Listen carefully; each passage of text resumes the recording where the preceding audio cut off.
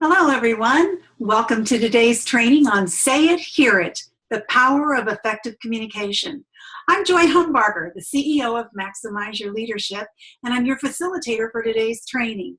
I'm very excited to be speaking with you today. We're going to cover several key points about communication and the challenges of communicating effectively. During the call, we'll cover two very important components that make up a communication. In part one, we'll explore the idea of the messages we send. We'll talk about the multi-layered structure of our communications and the simultaneous messages you may not realize you're sending. We'll also talk about the difficulty we sometimes have connecting with others and how important it is to follow up and make sure that what you really wanted to say was effectively communicating. And then we'll also talk about the need to measure our communication effectiveness by continually assessing our communication skill level. In part two, we'll look at the messages we receive from others, and we'll talk about how we use the skill of listening and how this skill determines what we actually hear from others, how we can assess our current skill level when it comes to listening, and we'll finish with how we can immediately improve our listening skills by using CARE, which is a helpful tool to have and to use during any conversation we have with someone else. So I'm going to take myself off of the video now so that we can focus on the slides that I have for you today. I want to remind you that you will need a writing utensil of your choice, as well as the worksheets that we sent you by email. If you're joining us late, registered late, then you can go to www.maximizeyourleadership.com. At the top of that website on the right, there is an icon that says Say It, Hear It. Click on that and it will take you to the site where you see the PDF icon and you can download them from there. There are several worksheets and we'll be using those through our session today. So a few guidelines for how we work on webinars. There will be a few times during the webinar that I will ask you to share your insights, and we're going to do that two ways. One of the ways that we'll do that is to speak to each other. Right now, everyone is muted. I will unmute you when that time comes. The other thing that we're going to do is use chat. So let me help you get your screen set up. If you scroll over the bottom of your screen, a navigation bar will come up and you will see on there an icon that says participants. If you click on that, that will allow you to use the raise hand function. And if you scroll over to the bottom again to see the navigation bar, you'll also see the icon that says chat. So when chat comes up, then you will see that you can send it to individuals or you can send it to everyone. So please set it right now. Just click on everyone there on the left, so that everyone will get your chat, because as we go through this, then we want to be sure that we're sharing information with everyone. The more you share with us, the more we all learn together. So your participation is really valuable to all of us in this webinar. When we use the talking feature, please say your name before you speak so that we can know who we're talking to, and keep background noise to a minimum. So again, I include you to be participative so that we can all learn from you as well. So communication is critical to positive relationships, both in our business and our personal lives. Effective communication skills are vital for us to live a fulfilling life because we're really continuously interacting with others, giving and receiving messages.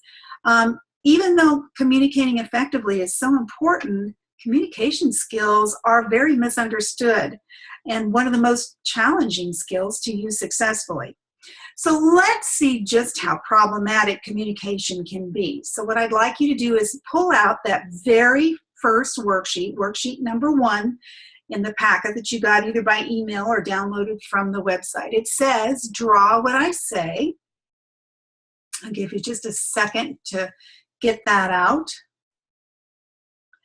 All right, in a moment, I'm going to give you some instructions about what to draw on your sheet, but I'm not going to tell you what you're drawing until we're done. I will tell you that it's an animal. So, got your writing utensil? Are you ready? First thing that I want you to do is to draw a head. Now add some eyes to that head and a mouth. Let's give it some pointy ears. Add a few whiskers. Now let's see, let's draw an oval body.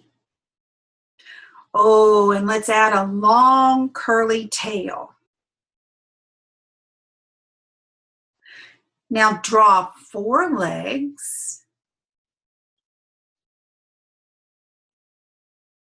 And let's put on 4 paws.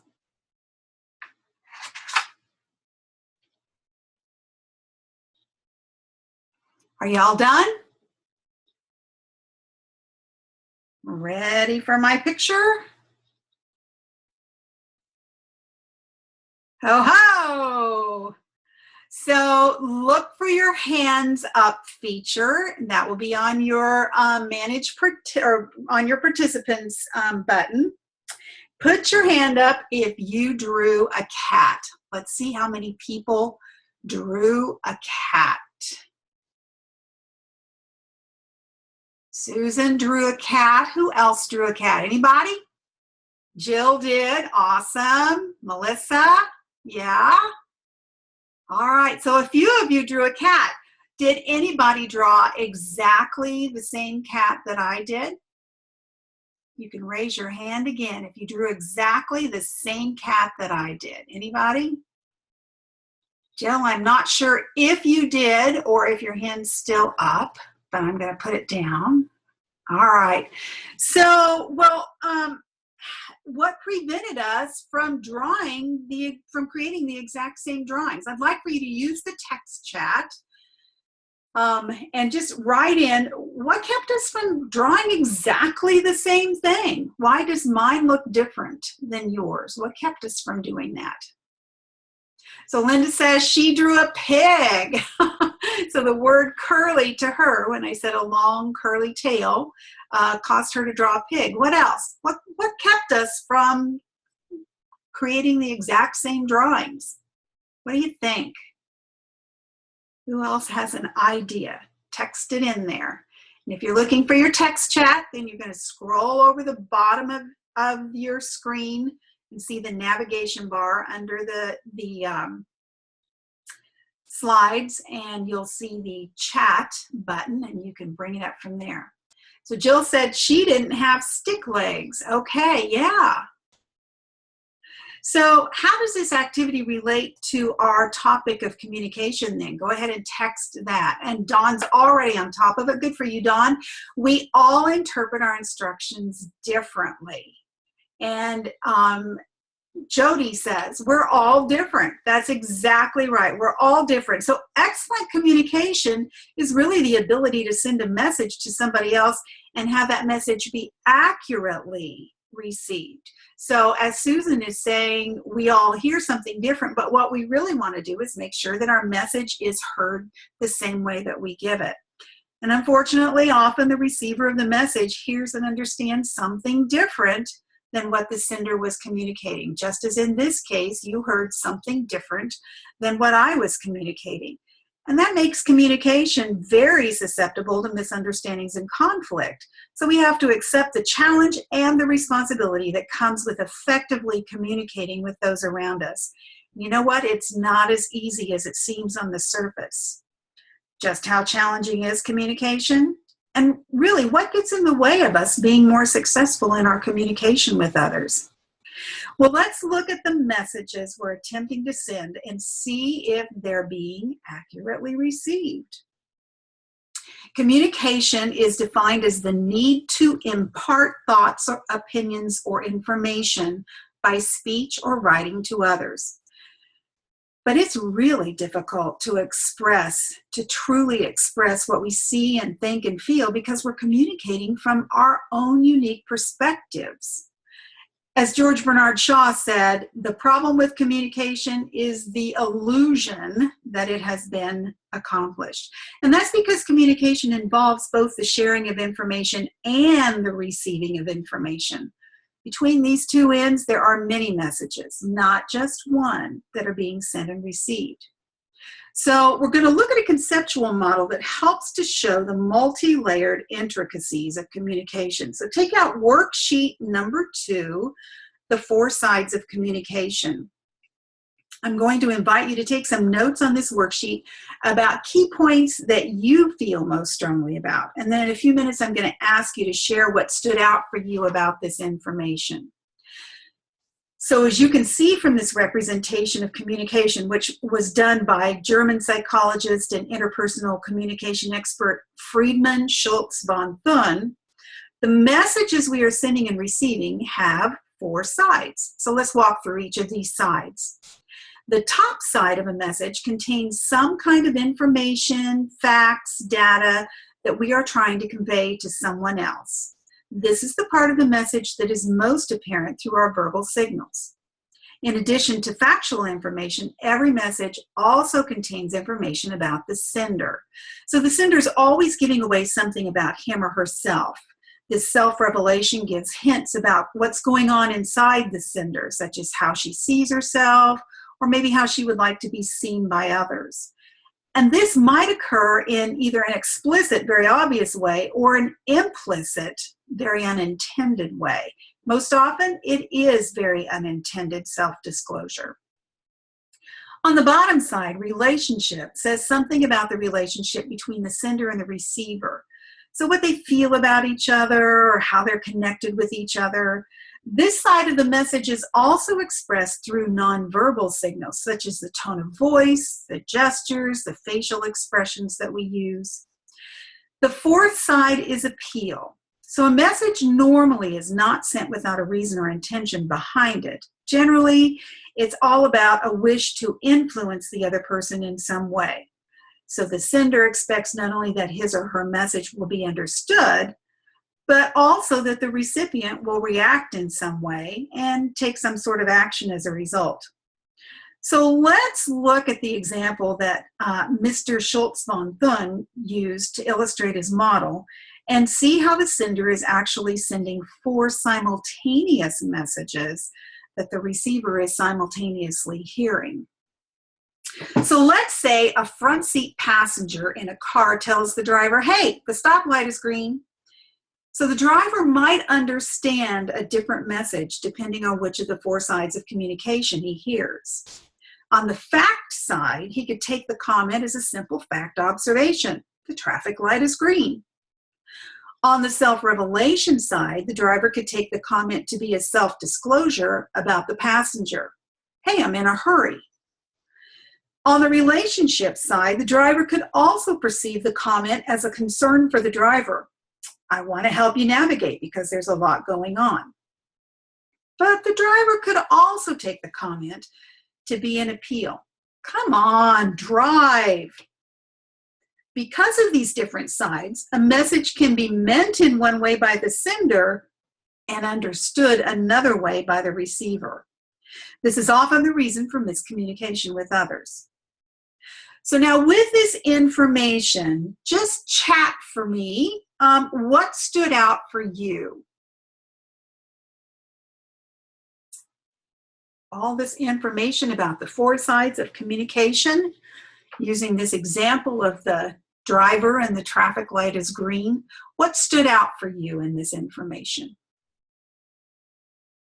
Be sure that you are clicked on to everyone so that we all get to see what stood out for you. Who will get us started? So Teresa says, hey, I know what I'm doing. After all, I'm the driver. That's exactly right. So someone says to you, the traffic light is green, and in your head, you're like, I know what I'm doing. So that's a message about the appeal side of what's going on. You're hearing something from the passenger about the appeal, come on, drive. Or perhaps you're hearing it from a self-disclosure that I'm in a hurry. Linda says healthy relationship would help communication. And you know what, Linda, that is true. How we, the kinds of relationships we have really form a lot of the communication that we do. So although I will say that it's very easy, I know in our house, very easy to still be misunderstood because people are still looking through their own perception. What other thoughts do you have about what you just heard, about the fact that there's even 4 sides of communication? A lot of people talk to me about, I just thought I was giving the facts. I didn't know that there was any other way to interpret what I was saying. Anybody else has some thoughts about that?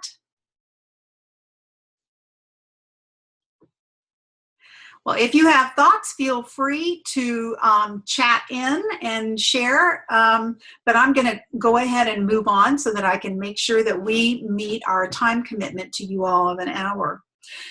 So really connecting with somebody else can be challenging, and that's why communication has rightly been called a two-way process. So it really involves the sharing of information, and it also involves the receiving of information. When we're communicating, we have to make sure that the message was received in the same way that we intended to give it. We just can't assume that it was. So to communicate most effectively then, we need to think about communication in the receiver's perspective if we want to be successful. In most cases, we don't need to do more communication. We just need to do it better. It's not really a lack of information that leads to poor communication, but instead it's the way our message was delivered and the way it was received. And who has control over the way it was delivered? Just chat that in. Who has control over the way you deliver a message?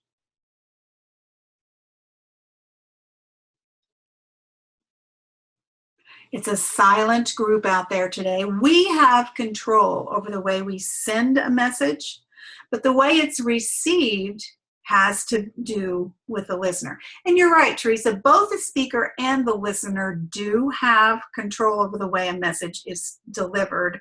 Or excuse me, the speaker has the control over the way the message was delivered, but the listener and the speaker may not be connected. So how it's received is different. So since communication is the one activity we engage in most during our lives, it's really hard for us to accept that it could be a major problem, or worse, that it could be something that we need to learn to do better.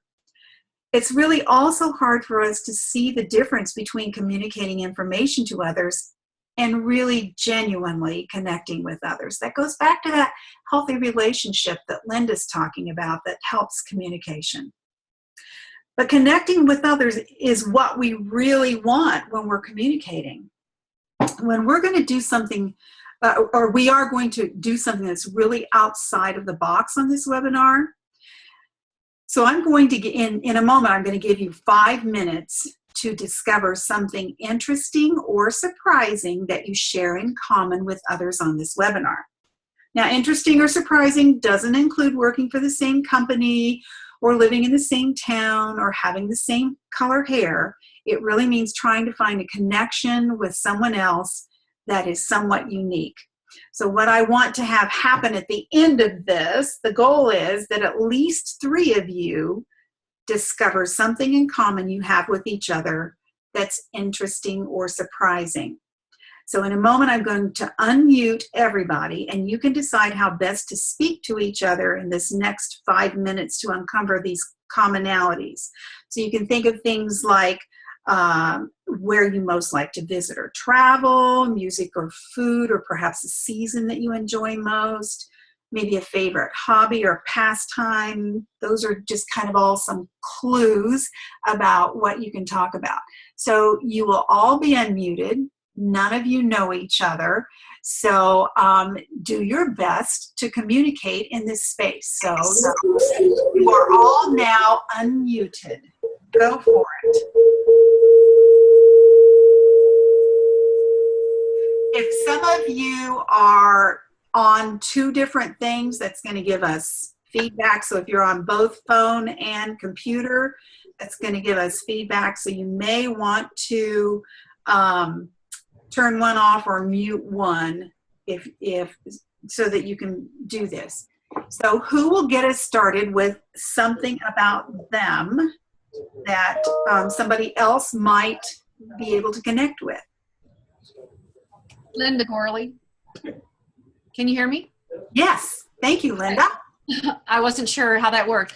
I am self-employed. I work from my home. I do network. In fact, I see Rick Stone King's name here. I believe he would be the husband of Monica Stone King, who I know. I love to cook. Haven't been cooking so much lately, but love to cook. And I'm involved in social media. And I have elderly parents that are prominent in my life right now. Great. Thank you, Linda. So a clue for all the rest of you, what you might want to do is when you hear someone's name, you might want to write down anything that they said that connects something about you. So who's next? So sometimes it's force, whatever correctly contributed. Who will share next? Everybody is unmuted so that we can hear everyone. Who would like to share next something about themselves?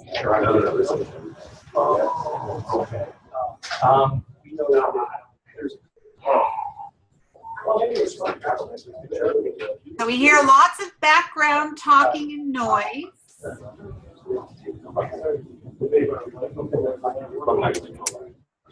No. How about Susan? Susan, can you tell us a little bit about yourself to see if we can find some connection? Sure. I love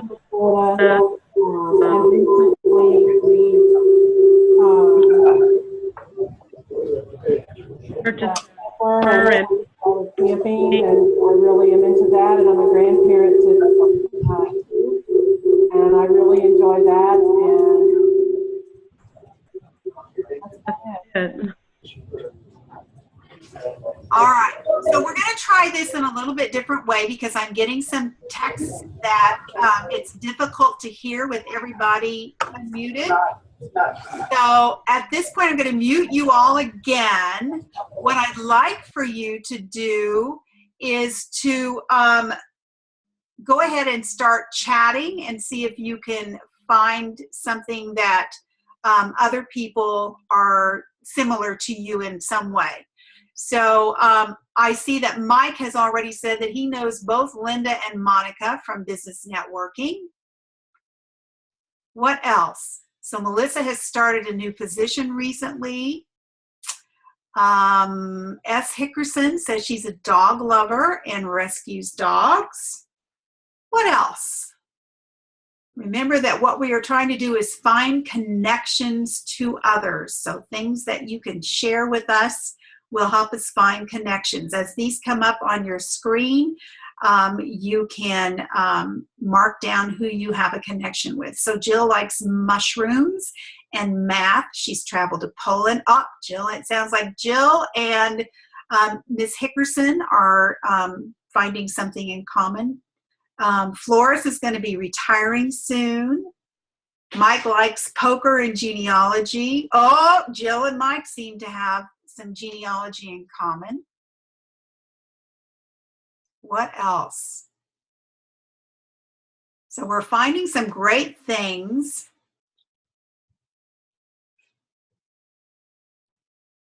Good job. Keep hanging in there. I see lots of dog lovers. Teresa's talking about gardening and camping and boating. Oh, Teresa, you've got a connection with somebody up there, don't you? Looks like Susan, who likes camping. Dawn likes dogs. All right. We're doing great here. So Flores once had a dog grooming business. S. Hickerson does RVing and boating. Yeah. Linda loves to garden too. Ah, Melissa has a new granddaughter yesterday. Mike is an RVer.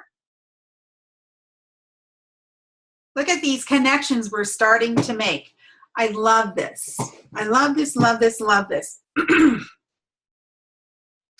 So we found lots of connections here, and it looks like connections are still going on. So what did you need to do to discover something in common with folks when we were communicating this way? We tried at first, remember, with unmuting everyone. There's too much feedback to do that. But what else did you have to do to really discover something in common? So Linda's talking about, yes, you have to share something about yourself. So communicate, yes, that's right, from Flores.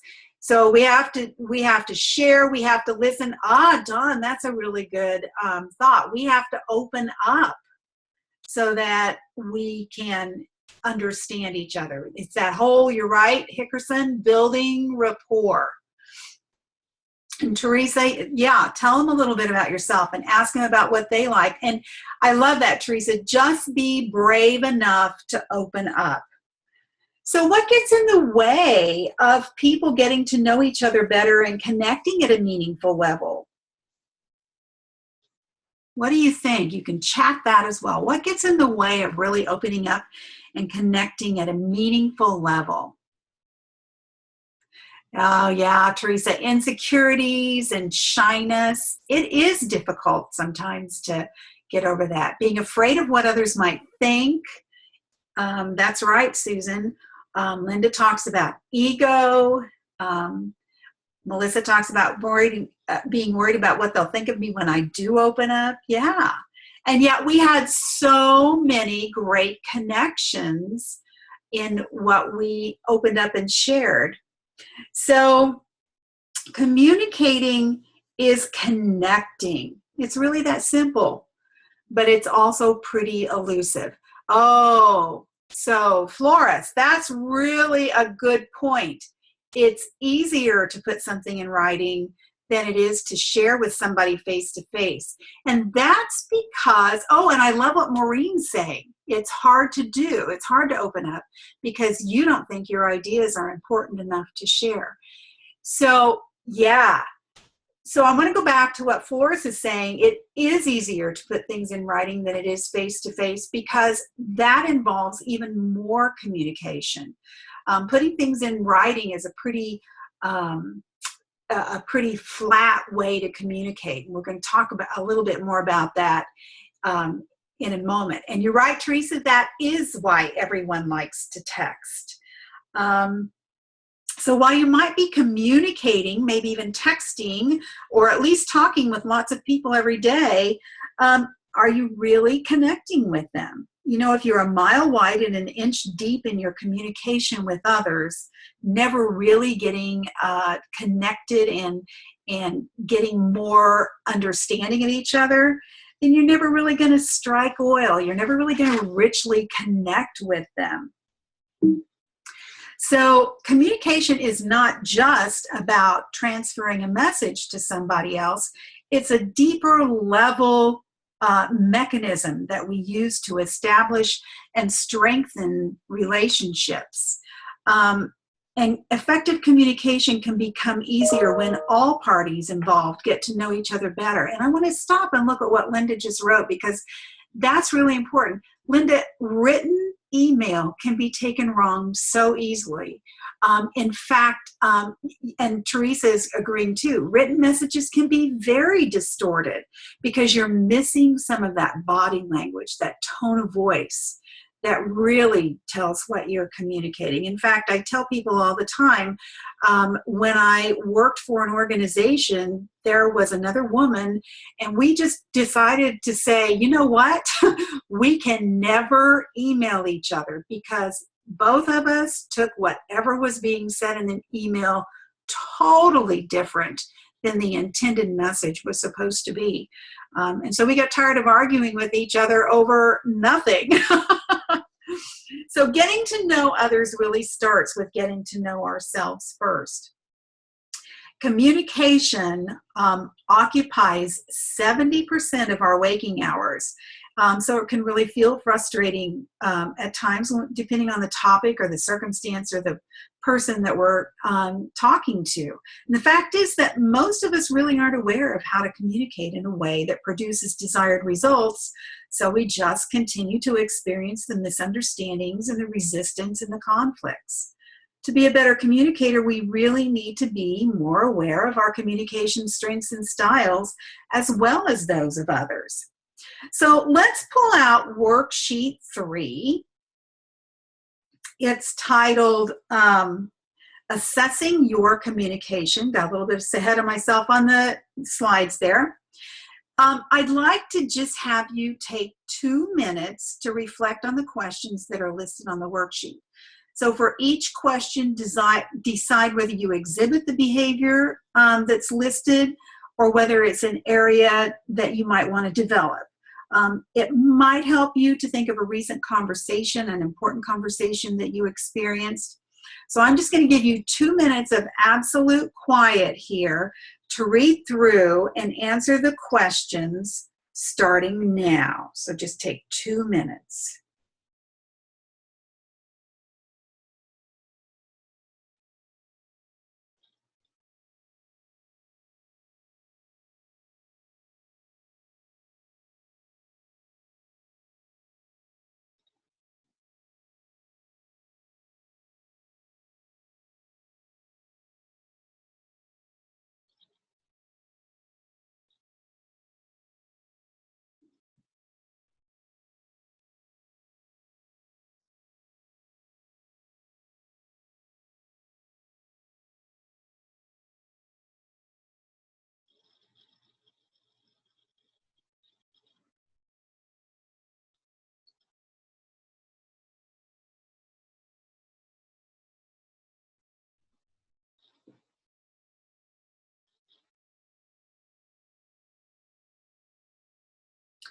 So you have about 1 minute left. If you feel that you've really gone through and answered the questions and you're ready to move on, you can put your hand up, but we still do have another 45 seconds or so.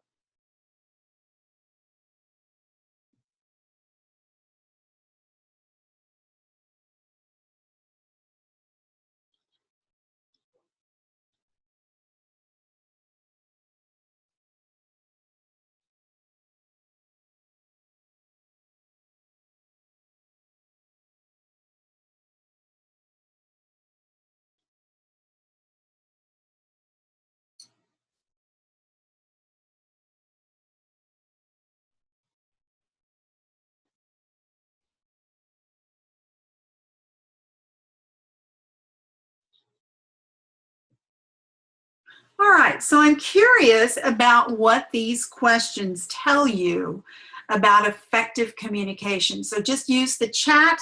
What do these questions tell you about effective communication?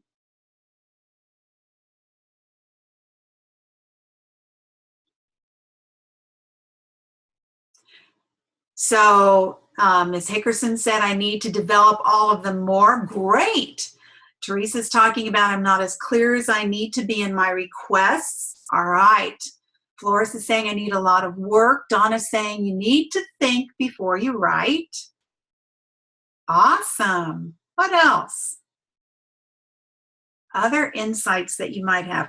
Or you can even write something that you need to do differently next time you have a conversation, which is kind of what you all are doing. So Jill says she needs to make sure she follows up. Susan's considering the person on the other end. Linda's thinking about her body language and how that might give away judgments. Great. Thank you all for sharing your thoughts about that.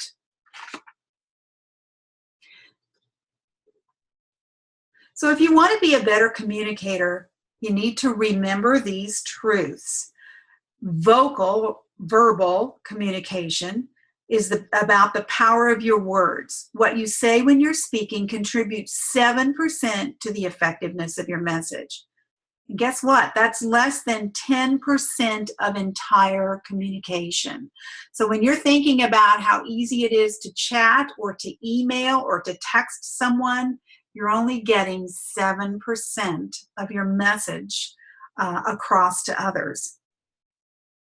And your voice, how you sound when you're speaking, contributes to 38% of the effectiveness of your message.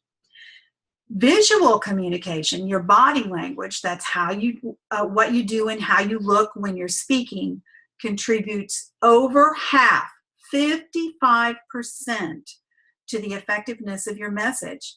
So remember, the people you are speaking with are looking back at you, and what they see is your nonverbal communication in action. So think about what's being communicated with your eyes, your face, your posture, your stance, how you place yourself in relationship to where other people are, your gestures, your expressions, even the movements of your body and how close or how far you are from other people communicates something about how you're thinking or feeling. And we need to pay attention to our words, our voice, and our body language to make sure they're all working together, sending our messages separately so that they all seem to be sending the same message.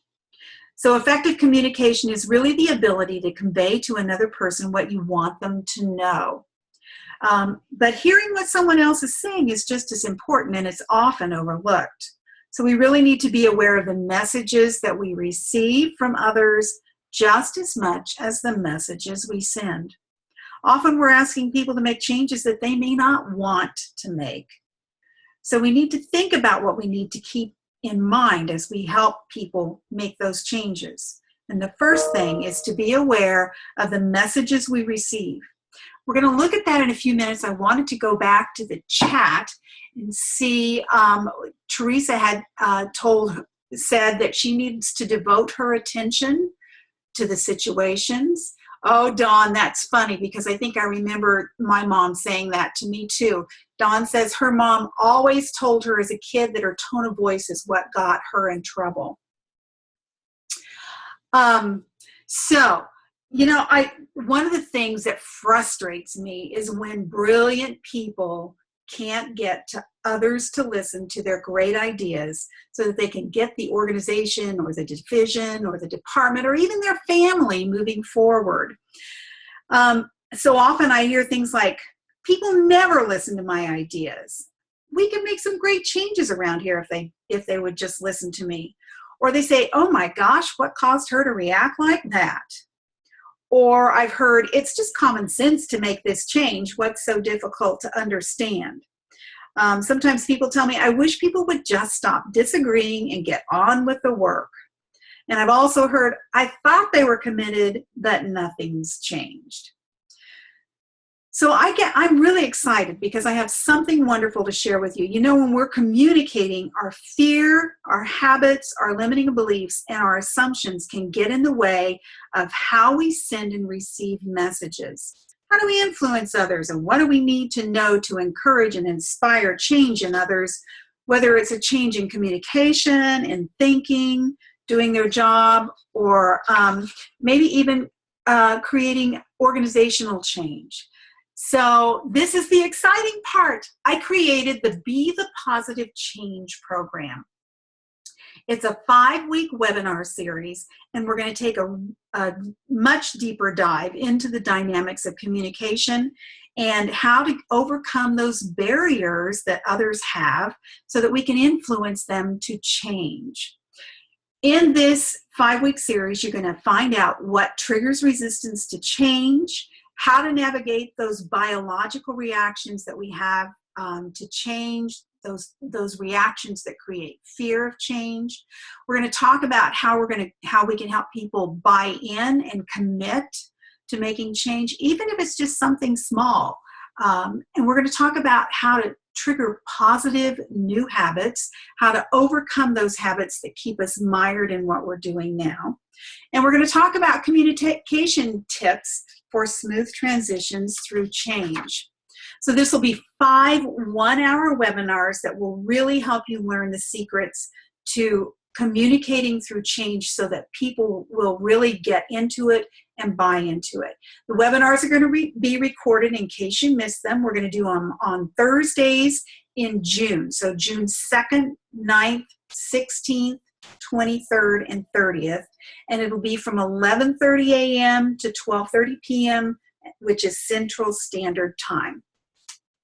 Now, Be the Positive Change with its 5 live calls, the recordings, and the weekly action guides and templates is actually worth $1,244. The people that have taken this have said, wow, your message was exactly on target, even better than I imagined. You covered everything seamlessly, and the activities were perfect. Emily Sanchez from Catholic Charities said, I love this workshop. I came away with a new attitude about how I would do my job. The tips and tools and handouts have helped me tremendously. And Kelly Ellie with 4 C's for Children said, I was dreading spending an hour a week for 5 weeks, but this training was incredible. Joy has tons of enthusiasm and energy. I learned so much, and I was able to use it immediately. What a difference it made in our organization. There have been many others who have taken it and have gotten really excited. But what I'm excited about today for you is that for the first 40 people who sign up, I'm going to give it to you for $249. You can register at maximizeyourleadership.com. It's all ready to go. So you can just hop on over there when we are done here today. But let's finish our time together talking about the messages that we receive. You know, we hear only half of what is said to us, and we understand only half of that. And oh my goodness, we only remember half of that. So half of what is said we understand, half of what we understand we remember. That's getting it down to only about a quarter of our messages. And so when people are asked to define communication, most people describe the techniques that are used to express, to talk about what they think and feel. But listening is more important than speaking in communication. To improve your communication, you have to make listening a part of your communication strategy. So let's try this. I want you to put down anything you're holding. Just sit back in your chair and get comfortable. For those of you who are not driving, you can close your eyes for a minute, and I just want you to listen to your surroundings and notice the sounds that you hear in the silence. Now, we're going to do this for 1 minute, and then I will bring you back together. So just sit, quiet, and listen. Here we go.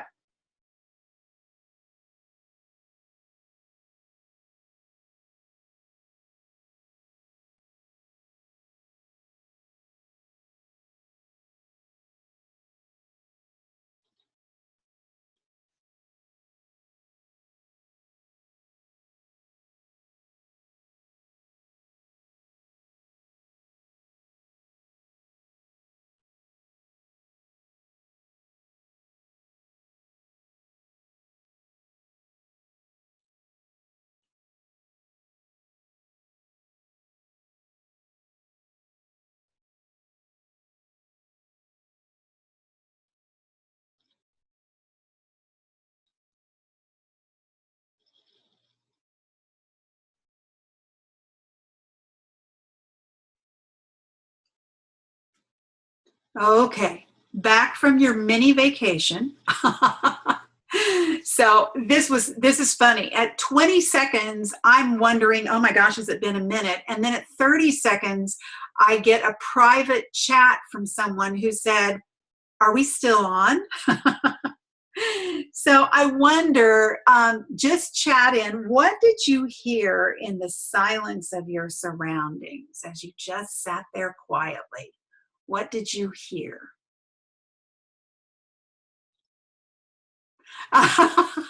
Teresa says, yeah, that was the longest minute. Yes. And so she's in her car. She can hear the AC running. What did somebody else hear? Ah, the laptop fan, the birds chirping, and the squirrel chattering. Yeah. the fridge and the highway traffic. Oh, wow, that's interesting, Mike, that you hear your heart in your stomach. Dawn heard people talking and phones ringing and then silence. What did some of the rest of you hear? And I'm also interested, honestly, okay, so there's someone weed eating and then silence from Susan. Ms. Hickerson said, my office mate typing on the computer and printing. So I'm also wondering, on a scale of 1 to 10, where 1 is I was totally uncomfortable and 10 is I was totally comfortable, how comfortable were you with that silence for a full minute? So Linda's totally comfortable. Teresa is not great. Mike was totally.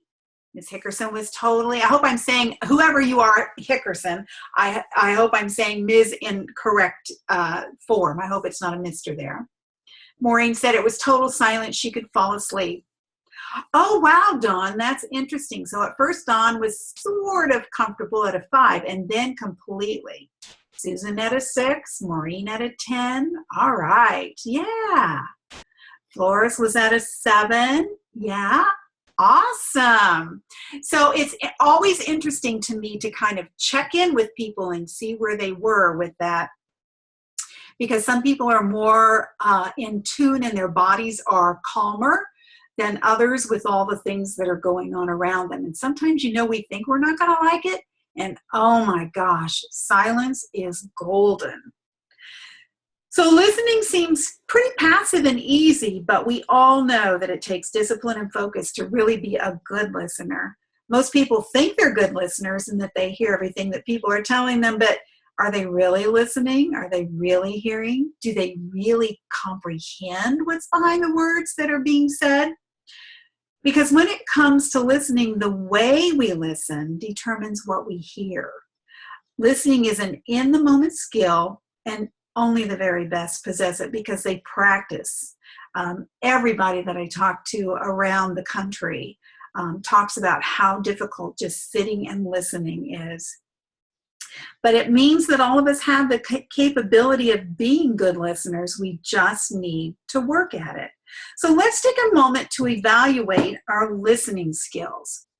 Because with communication, we're not just delivering a message, but we're often receiving a message as well. So when we're having those conversations, we have to follow up to be sure that we were really connected when we were speaking to someone else. Let's think about how we connect when we're receiving information, when we're that listener during conversations. So pull out worksheet number 4. It's titled Listening Quiz. And we're just going to take a short quiz that will help you evaluate your listening skills.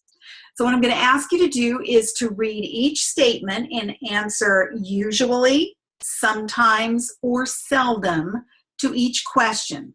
So I'm going to give you 2 minutes to do that, and then we'll talk about how to score that. So I'm just going to give you 2 minutes to answer those questions. Go.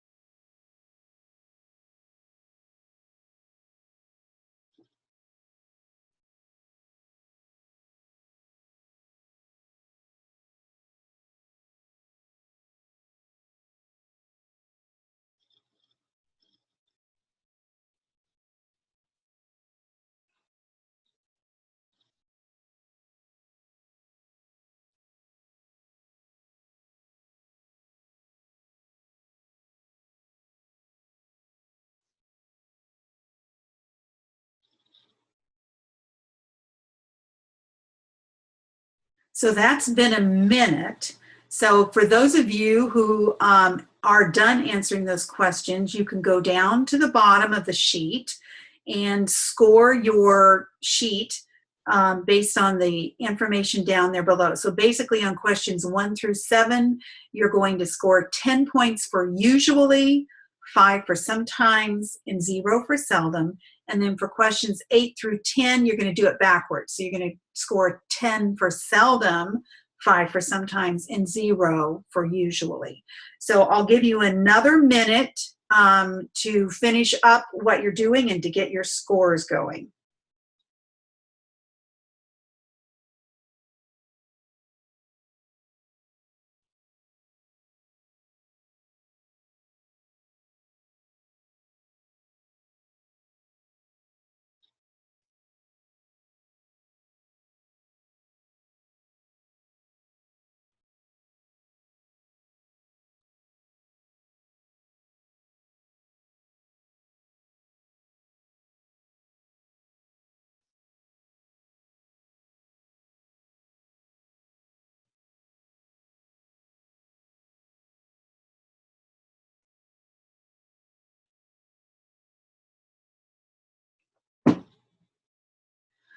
All right. So Teresa's already started with sharing some thoughts about what you just discovered. Who else will share some thoughts? Teresa's saying, wow, I need some work. So that's awesome, because that means we're learning things today.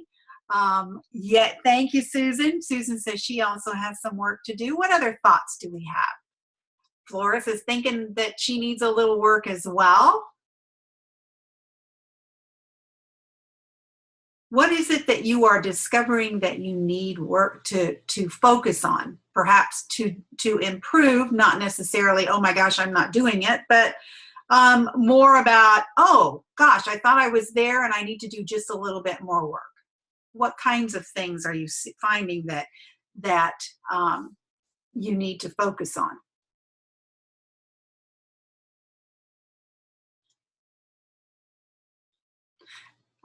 Dawn, that is a key one that I hear all the time, trying not to interrupt.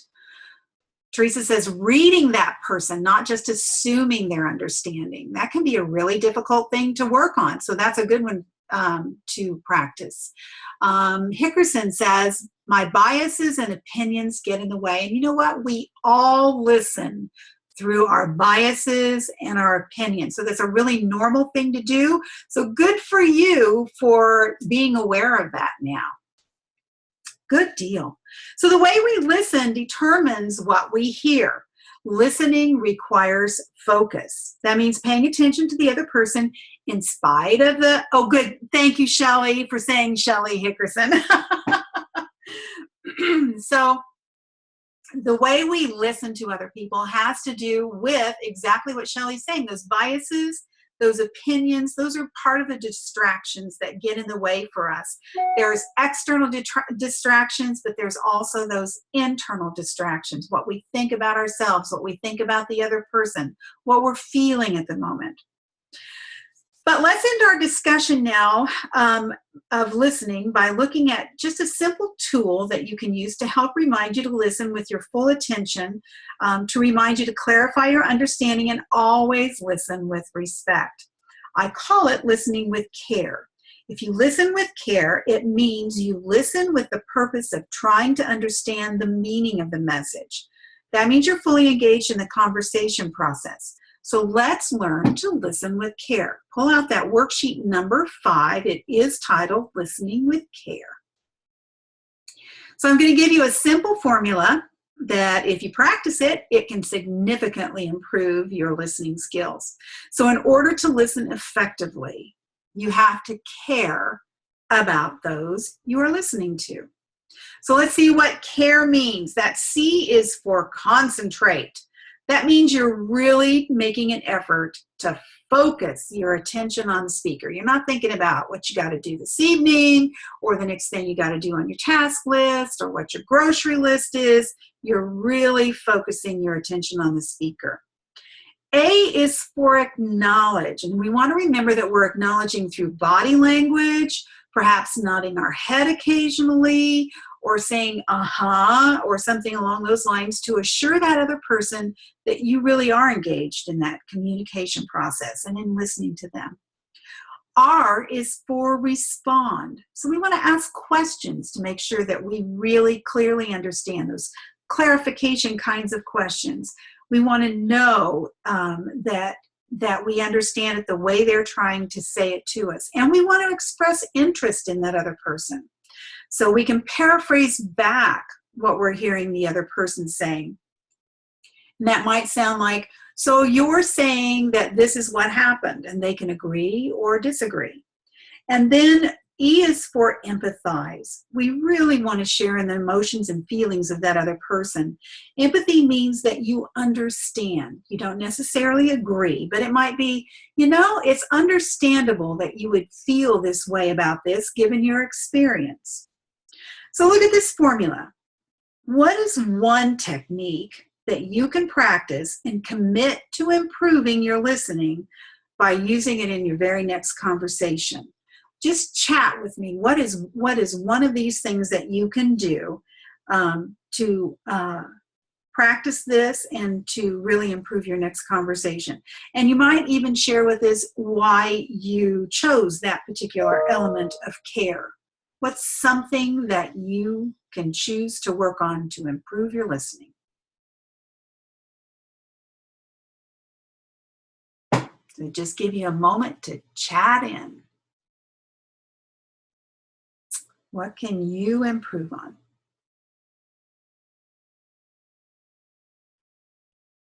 So you're all so focused on listening.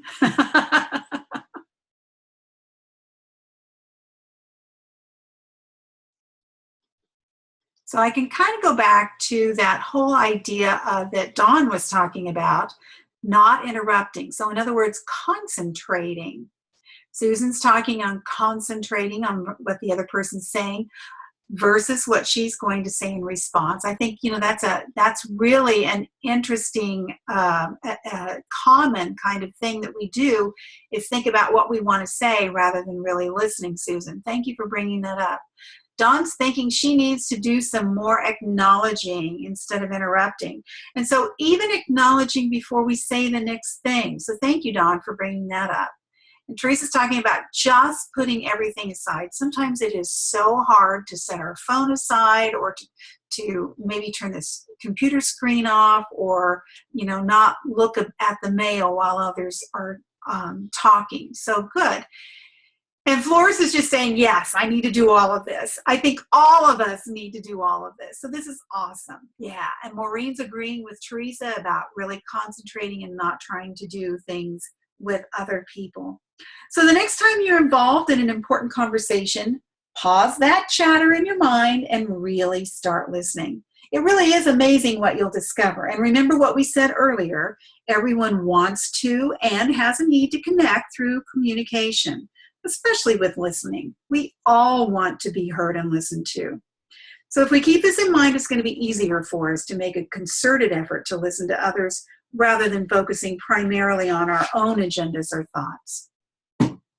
So we've reached the end of our time together, but before I let you go, let's solidify the learning that we're taking away. So just think of a short laser phrase that describes what you learned during this call. So I'm just going to give you a moment to think of that. And then when you have your laser phrase that describes what you learned, just put it in the chat.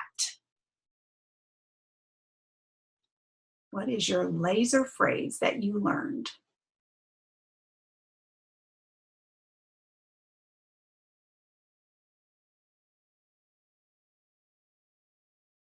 So as soon as you have your laser phrase, what is it that you learned? 1, 2, 3 words, 4 words? Put that right in the chat. While I'm waiting for you to do that, then I've got Mike, who says empathizing is always his great big bugaboo. So Mike, good for you for recognizing that you need to feel and not just think. So Shelley is going to focus on care. Susan is going to pay more attention. Awesome. Dawn's going to think first. Great. Teresa's stopping and listening. Flores is slowing down and taking the time to talk, to listen, and to care. Good, good, good. Anybody else that has something to share with us? I'm going to move on to our next slide so I can get you out of here on time. I know that some of you are on your lunch breaks. I just want to thank you so much for sharing your thoughts, for attending today. I want to remind you of the upcoming Be the Positive Change series in June. Start your summer off on a positive note. Be that positive change in your organization, your division, your department, and even at home. And because you participated in this webinar, I would be willing to extend this offer at doing it at $249 for any of your contacts that you feel would benefit from this series. And I always welcome the opportunity to meet with any of you on a one-on-one for a complimentary consultation to explore whether my services can assist you. So that's it for today. Thank you all for joining me on this call. I hope you found this information valuable. If you want to reach me, you can contact me at 913-481-4152, or you can reach me at www.maximizeyourleadership.com. Have a great week. Enjoy your conversations. See ya.